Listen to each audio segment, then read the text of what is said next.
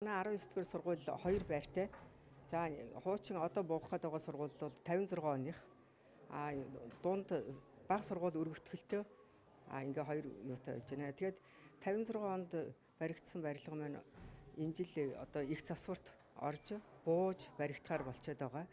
Ингээд манад нийтдээ бол 1320 хэдэн хүүхэд сурч байгаа. За багын 800 хэд дунд ахлахын 500 хүүхэд байна. Тэгээд яг одоо 511 хүүхэд 15 бүлэгтэйгээр энэ 42 дугаар сургууль дээр одоо ирж хичээлийн жилээ 2018-аас 19 онд одоо хичээллэхээр болж байгаа. За энийг одоо дэмжиж яг энэ дээр ингэж хүлээж авсан за 42 дугаар сургуулийн захирал, даваадоо захиралдаа нийслэлийн орлогч иргэдийн хурлын төлөөлөгч орлогч дарга анхмаа даргадаа бас маш их баярлж байна. Энийг одоо ирж ингэж ямар ч гэсэн зохицууж яг байран дээр нь ирж үзэж шалгаад ингээд явж байгаад бол маш их баяртай.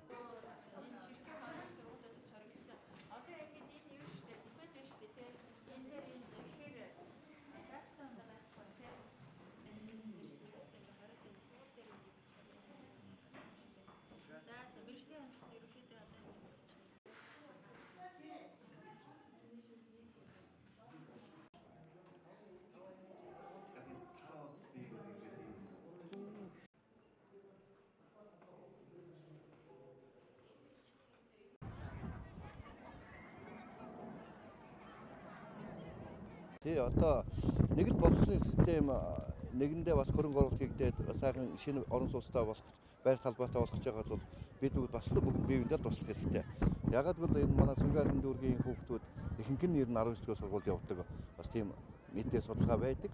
Тийм учраас би энд өөрийнхөө одоо нэг байрыг бол чөлөөлж өгөөд өөрөө одоо үндсэн байруудаа бол энэ 2069 хүүхдэд багтаагаад ингээд одоо сургууль хүмүүстээ явуулах гэсэн бодолтой байна.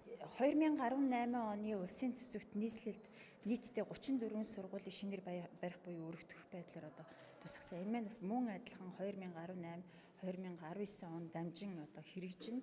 За энэ дотор бас буулгаж шинээр барих одоо сургуулиуд байж байгаа. Тэгэд сургуулийг одоо буулгаж барина гэхээр төс сургуульд одоо суралцж байгаа хүүхдүүдийн асуудал иж идэг. Гэтэл одоо нийслэлийн хэмжээнд одоо нийтдээ 2 жилийн өмнө 34 сургууль 3 жилж ирчилжсэн бол өнгөрсөн жилийн 10 гаруй сургуулийг одоо шинээр барих өргөдөх байдлаар шийдвэрлэсний үр дүнд өнөөдөр энэ тоо 20 болсон. 20 сургууль одоо 2 ээлжинд 3 ээлжинд хичээлж байна. Тэгэхэд 3 ээлжээр хичээлж байгаа 20 сургуулийн зэрэгцээгээр одоо буулгаж барих гад ингээд сургуулийн зохион байгуулалтын нэлээд ажлууд хийх шаардлагатай.